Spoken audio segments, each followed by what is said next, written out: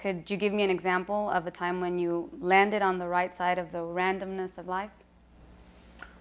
Well, there are several coincidences. I could say when we got carpet bombed by B-17s, there was a whole squadron, maybe a few hundred planes bombing the factory, and they couldn't aim. They could just dump their bombs, because as soon as the planes came closer, we had artificial fog. The only thing that would be were the tall chimneys. They would stick out of the fog, but the rest was just like one big cloud. So they just dumped it right in the middle of the cloud, and you never know. When a bomb would fall 50 feet in front of me and 50 feet behind me, there's no question about it. It was a lucky coincidence that because I could have picked either other spot. You see, inmates couldn't go into shelters. That was only for the civilian workers.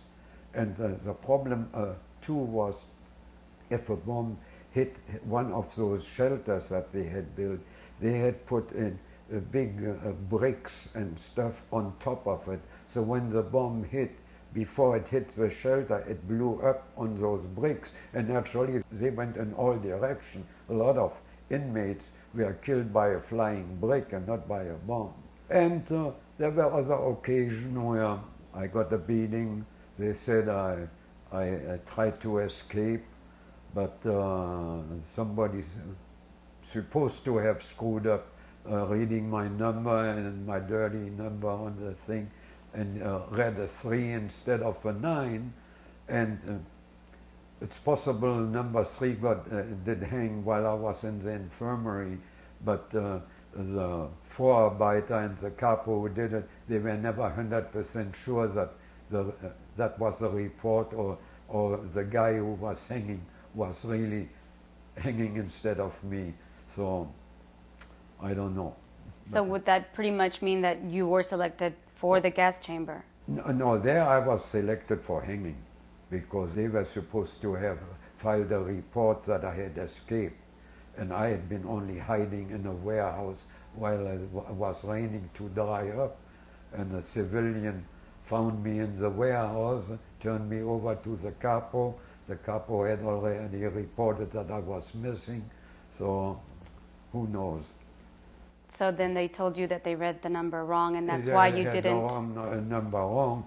I knew there had been an execution while I was in the infirmary, but maybe the Vorarbeiter, which was my superior, who had actually written the number down or told the capo what the number was, tried to whitewash himself or so. I never was 100% sure that somebody died instead of me.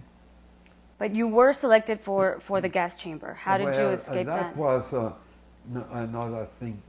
The Blockelste, which is the boss of the barracks, he had a little separate place where he was living in, and I washed his shirts.